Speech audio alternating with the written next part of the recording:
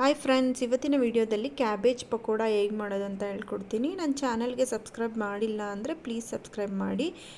First ಒಂದು mixing bowl ತೊಗೊಂಡು cut ಮಾಡ್ಕೊಂಡಿರೋಂಥ cabbage ಮತ್ತು ಒಂದೇ ಒಂದು ಈರುಳ್ಳಿ ಉದ್ದದ್ದಕ್ಕೆ ಕಟ್ ಮಾಡಿ ಇಟ್ಕೊಂಡಿದ್ದೀನಿ, ಸ್ವಲ್ಪ ಕೊತ್ತಂಬರಿ ಸೊಪ್ಪು ಮತ್ತು ಕರಿಬೇವಿನ ಸೊಪ್ಪು, ಹಸಿರು ಮೆಣಸಿನ್ಕಾಯಿ.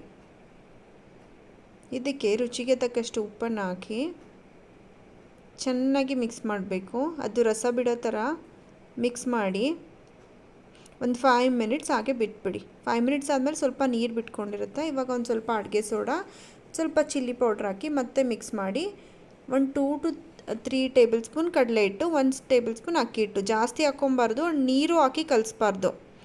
ಆ ರಸದಲ್ಲಿ ಏನಿದೆ ಅಷ್ಟು ಹಿಡಿಯಷ್ಟು ಈ ಥರ ಗಟ್ಟಿಗೆ ಕಲಿಸ್ಕೊಂಡು ಕಾದಿರೋಂಥ ಎಣ್ಣೆಗೆ ಹಾಕಿ ಡೀಪ್ ಫ್ರೈ ಮಾಡ್ಕೊಬೇಕು. ಮೀಡಿಯಮ್ ಫ್ಲೇಮಲ್ಲೇ ಮಾಡ್ಕೊಳ್ಳಿ. ಹೈ ಫ್ಲೇಮ್ ಮಾಡಿಬಿಟ್ರೆ ಒಳಗಡೆ ಎಲ್ಲ ಇಟ್ಟಿಟ್ಟೇ ಇರುತ್ತೆ ಆ್ಯಂಡ್ ತುಂಬ ಟೇಸ್ಟಿಯಾಗಿರುತ್ತೆ. ಒಂದು ಸತಿ ಟ್ರೈ ಮಾಡಿ. ರೆಸಿಪಿ ಇಷ್ಟ ಆದರೆ ಪ್ಲೀಸ್ ಲೈಕ್ ಮಾಡಿ.